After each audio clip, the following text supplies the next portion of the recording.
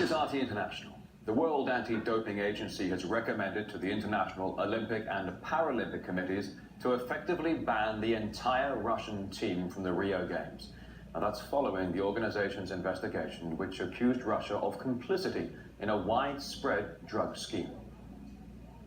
First, the Moscow laboratory operated for the protection of doped Russian athletes within a state-directed fail-safe system, which we describe in the report as the disappearing positive methodology.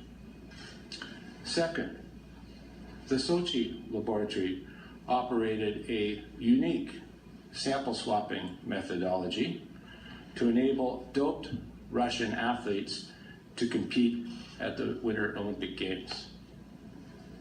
Third, the Russian Ministry of Sport directed, controlled, and oversaw the manipulation of athletes' analytical results, or sample swapping, and the active participation and assistance of the FSB, CSB, and both Moscow and Sochi laboratories. RT America's Alex Mikhailovich, who was at yesterday's WADA media conference, has this report from Toronto. Well, it's interesting. What McClaren's argument was from the beginning, it was saying that there has to be beyond a reasonable doubt that the facts that he has are true. But at the same time, we saw plenty of holes in the report, as in there were no witnesses to this bottle swapping that he speaks of. I don't propose to describe that to the world, but I can assure you that I've seen it. I've seen it done, and I've inspected it, and it can be done, and it can be reinserted. We don't know how the Russians did it, but we know that it can be done.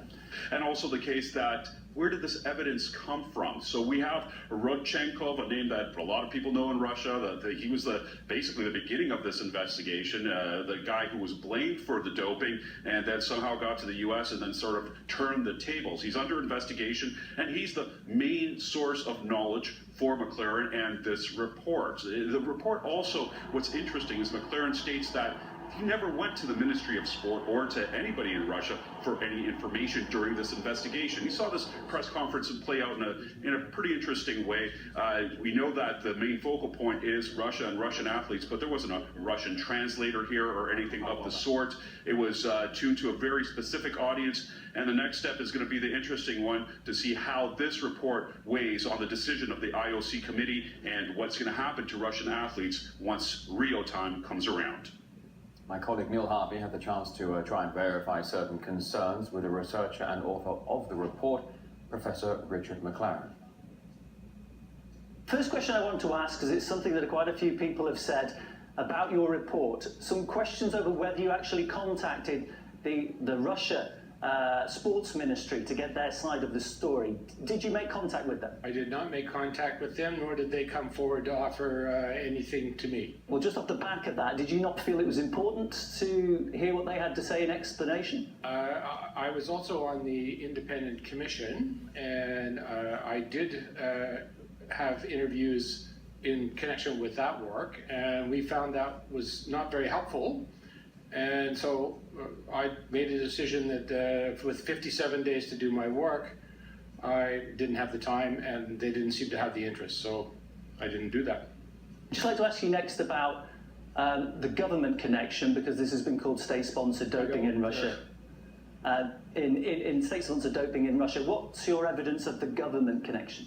The evidence of government connections comes from the electronic data, the revived electronic files that were deleted, and other similar sources, and demonstrates with email communications, other types of communications, how the system worked right up to the Deputy Minister of Sport. You mentioned some emails.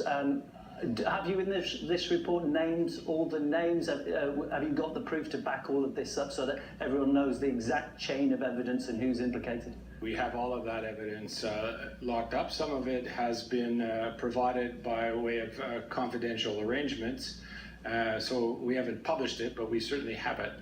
And we're not going to publish it because of the need to protect the sources that provided the information and their concerns about what might happen to family members. We also asked several sports experts to comment on some controversial points in the report.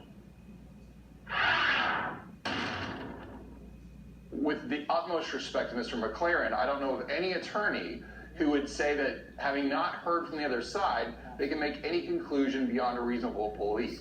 So let's understand the limitations here. This is an opening salvo. It's an incredibly important document. The accusations are very serious, but it is just the beginning of this process and trying to figure out what's true.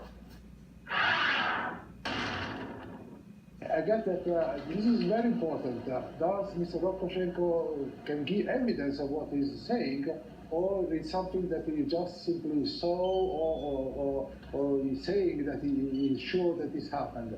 This is a very strong accusations against Russia. You should give evidence.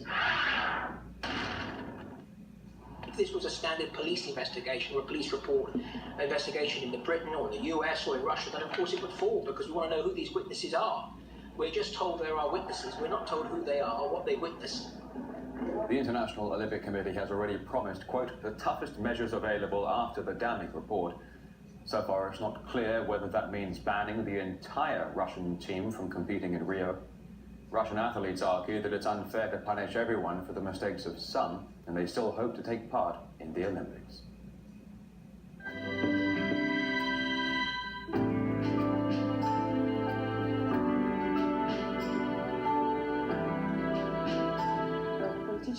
It's a political move. It has nothing to do with athletes. We still hope our whole team will take part in the Olympics.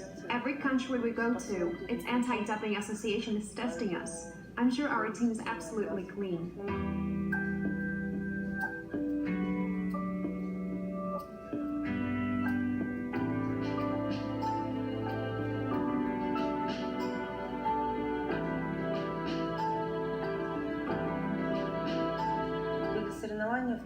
In my recent competition in Turkey, I was tested twice for doping during and after the competition. It has never happened before. We are not scared, we are clean, we have nothing to hide.